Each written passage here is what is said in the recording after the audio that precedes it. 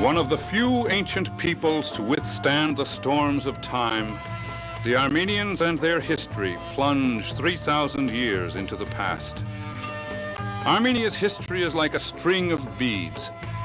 Once an empire, Armenia lay at the crossroads of East and West in Asia Minor. Conquest upon conquest by Persians, Greeks, Romans, Arabs, Tartars, and finally the Turk seldom left Armenia with independence. Consecutively, she became a vassal state, a kingdom, a slave state, or a collection of princedoms.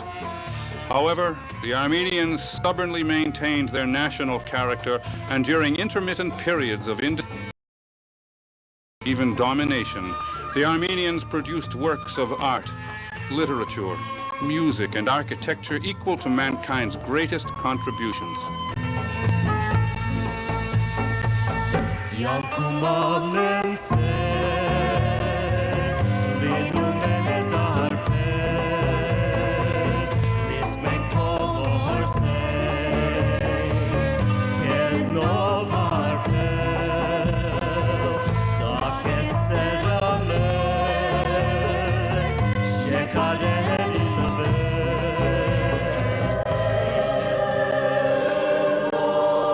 September 16, 1916, to the government of Aleppo.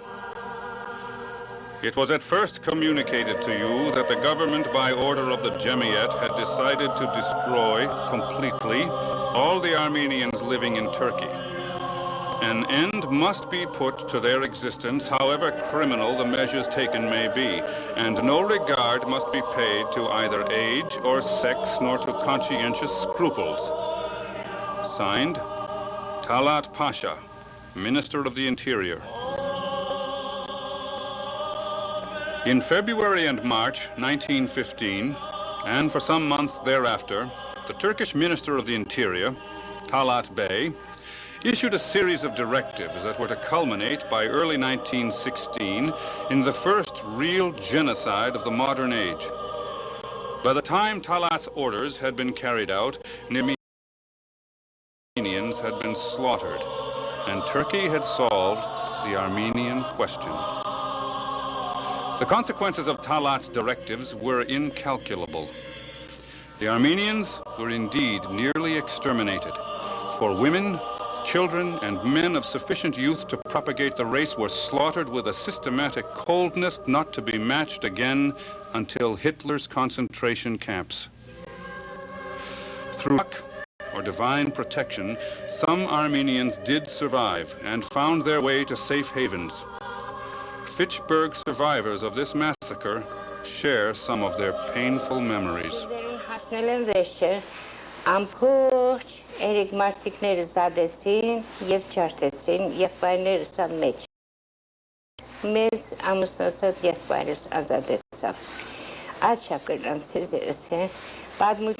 Like my father, they took him, they wanted to confess that he had guns. We never had a gun. I'll sell you a gun, and you just give them, they'll leave you alone. I think he must have done that. First, they took him, brought him back with his toenails were pulled out so he could confess that he's hiding guns. Brought him almost half their home. And then when he bought the gun and gave it to them, they took him. We never see them after that again.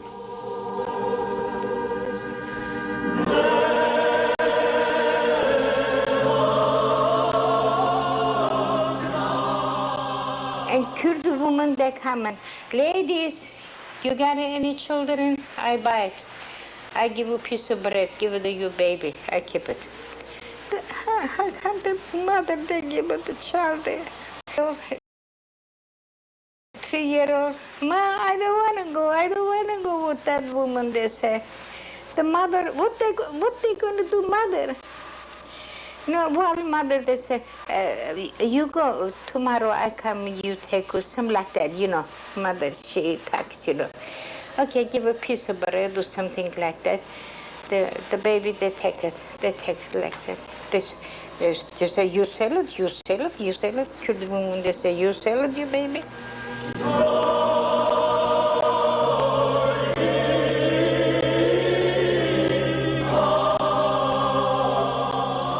When we came down by Euphrates there, I know we're swimming in the water there. This one of the soldiers, you know, shot the kid in the water. The mother went down there to help a boy there, so he shot the mother too.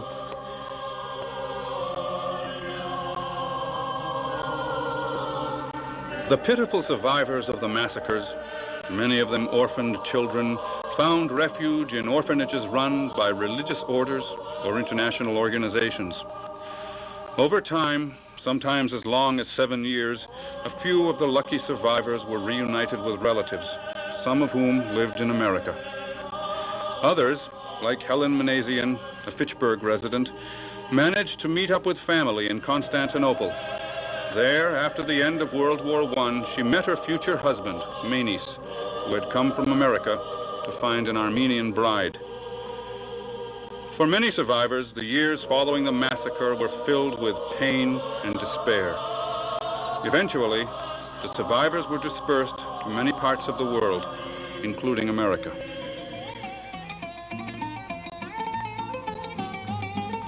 Once in America, they took jobs in factories or started their own businesses. Relatives who preceded the new immigrants often helped them settle and to find work. As a group, Armenians quickly made their mark on American society. Their contributions to American life are substantial. Alex Manouchian became an immensely successful industrialist and the leading patron of Armenian causes. He is also the life president of the important Armenian General Benevolent Union. Charles Gary is one of the nation's best-known lawyers. William Saroyan, the Pulitzer Prize-winning author. Dr. John Najarian, pioneer in kidney transplant surgery. Lucine Amara, well-known New York opera singer. Alan Hovhaness, world-renowned composer of modern music. Tim Agajanian, who turned a garbage disposal and landfill business into a fortune. Corin de Harutian, a well-known New York sculptor. Arshil Gorky, painter of national prominence, a massacre survivor whose art is haunted by the memories of that time. Kirk Kerkorian, head of an empire that includes MGM Studios. Ara Parsegian, Notre Dame's famous football coach. Al Nalbidian, art collector and the most famous San Francisco flower vendor. Armen Sarafian and Gregory Adamian, college presidents. Rikor Ohanian, or as he is usually known, Mike Connors, a popular television actor. Ruben Mamoulian, famous film director who made such classics as Porgy and Bess and Oklahoma.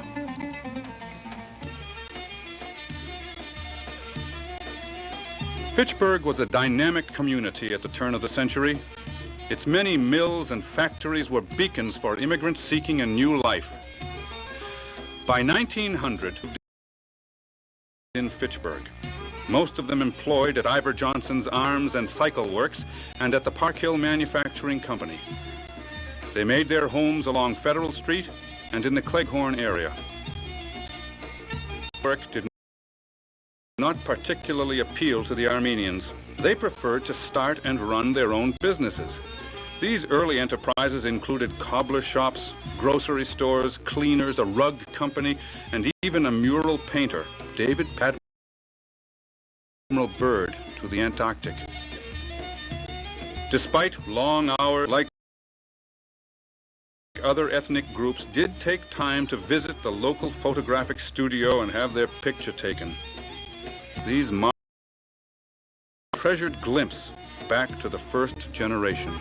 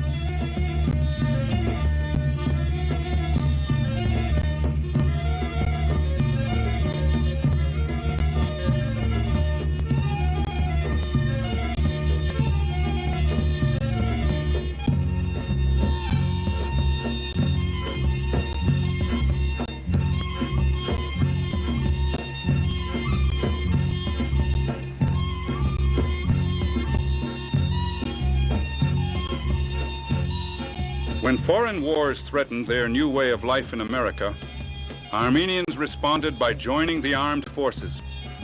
Some, like Charlie Magosian, gave their lives in World War II. Among those who served are Menis Terminasian and John Chakamian in World War I, Jasper Manosian in World War II, and Colonel George Juskalian, a World War II veteran who retired recently from an Army staff position. Because of their small numbers, Fitchburg Armenians often shopped, worshipped, and took part in social and cultural activities in larger Armenian communities like Worcester and Watertown. Even today, Watertown is filled with the Armenian spirit. Shops that feature Armenian food as well as other goods and services.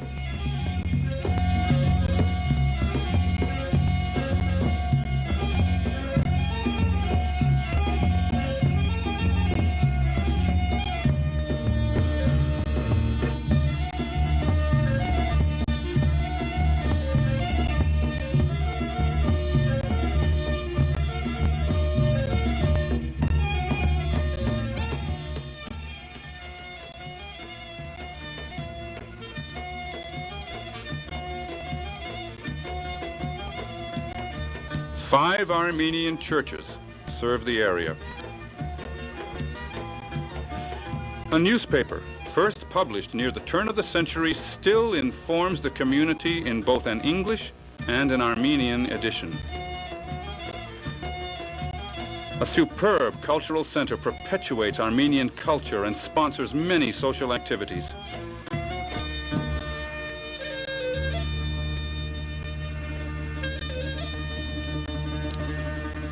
The Armenian Club provides a friendly atmosphere for members of the community.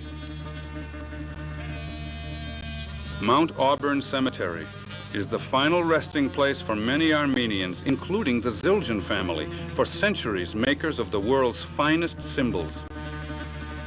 The great Armenian military hero, General Dro, is also buried here.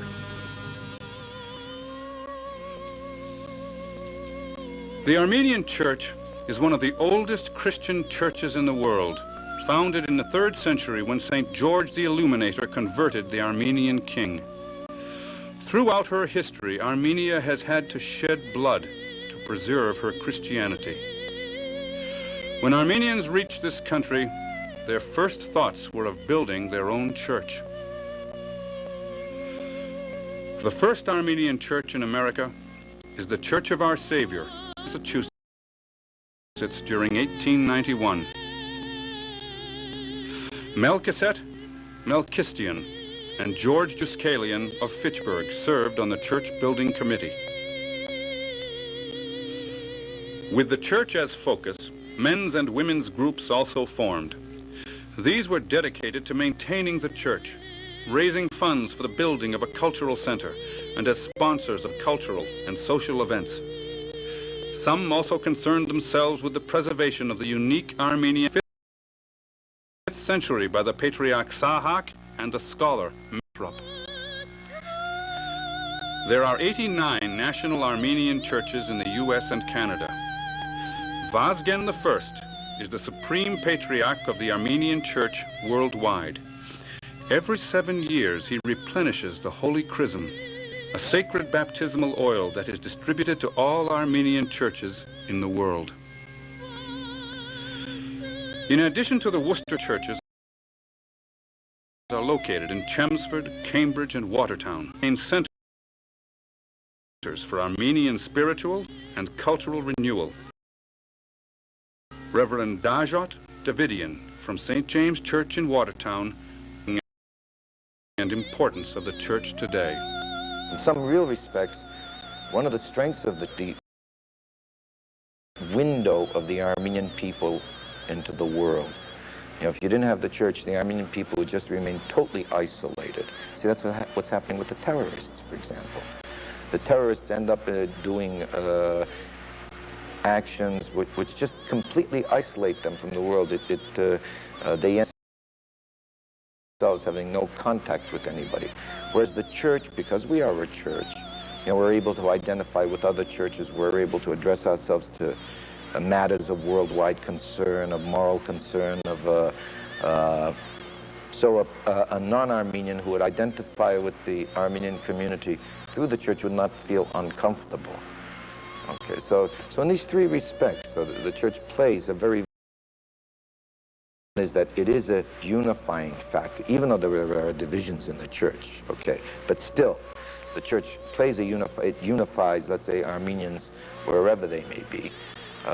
Secondly, it is a historical identity because it is the oldest institution within the Armenian community.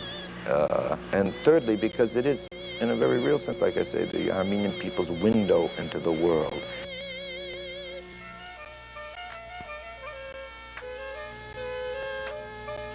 Next to the church, food is one of the most enduring elements of Armenian life. Its unique flavors, textures, and appearance appeal to many non-Armenians as well.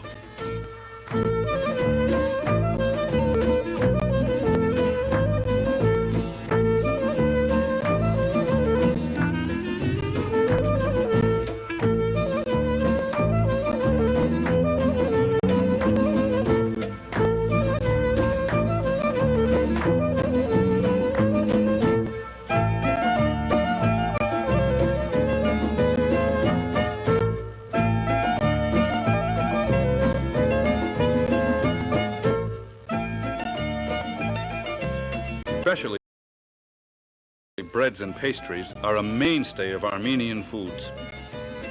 Aris Bakery in Worcester, operated by Kevork Dakazian and his wife, Mari, provides delicious baked goods for many Massachusetts communities. One of their specialties is Majun, or Armenian.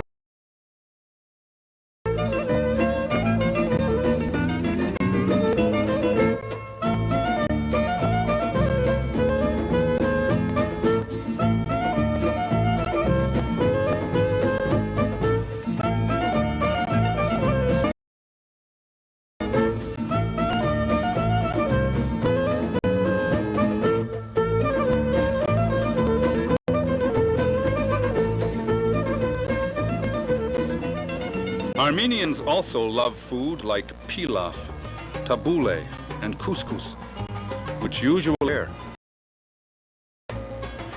Near East Foods of Leominster has changed all that with delions of these classic foods. The company started in Worcester during the 1940s as a family business. The president of the company continues the family business today with national distribution of its products. Fitchburg Armenians, like their counterparts nationally, established themselves in numerous occupations and professions during the past 65 years. This sampling gives some idea of their proud accomplishments. Pilun Chiknuvorian, a nurse who supervised the Lucy Helen Maternity Hospital in Fitchburg from 1930 to 1938. A number of Fitchburg area Army Anna Mikhalian, Miran Kaosian, Dr. Lawrence Ovian, and Professor Harry Samergian from the Fitchburg State College. Janet Cragen, who is also president of the Fitchburg Cultural Alliance and a member of the Stratton Players. Stephen Kaosian, who still operates the shoe repair shop started by his father Miran nearly 60 years ago. Among the pharmacists, Dudarian and Zet Dembarazian.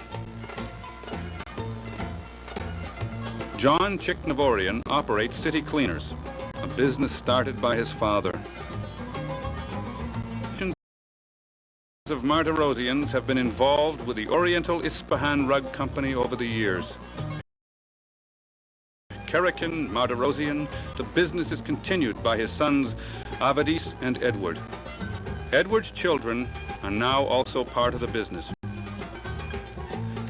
Krikor Mirijanian operates a dry cleaning establishment in. Richard Mnuchin is the proprietor of Star Cleaners in Fitchburg. Marion Smith has worked in city government for 35 years and is now the city clerk.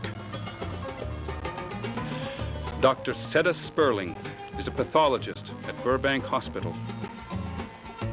Dr. John Bogdazarian specializes in ear, nose, and throat surgery.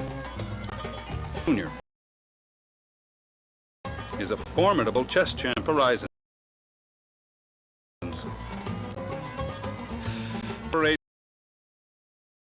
His quality cobbler's shop on Lunenburg Street. Margaret Padovano is Assistant Vice President in the Loan Department of Worcester North Savings Bank. Numerous Armenian cultural and social affairs are held each year. One celebration that goes back as far as pagan times is the blessing of the grapes. Explains its origins. Actually, it's the blessing of the first fruits of the harvest. Okay, the grapes were a very basic fruit in Armenia. Armenia is the land of grapes. That's one of the things that the Armenians really pride themselves in, is their grapes.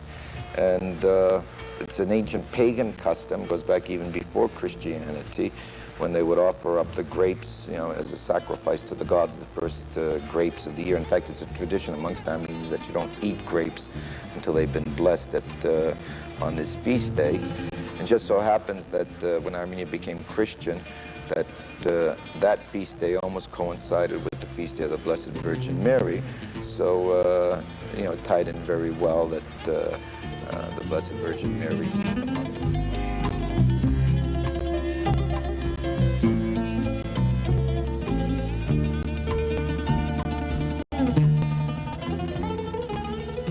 In the end, Armenians, like all other ethnic groups, are assimilating into the American way of life. Yet they maintain a strong historical and religious bond with their centuries-old culture. As an Armenian once said, "You can never drown the fire of the Armenian spirit."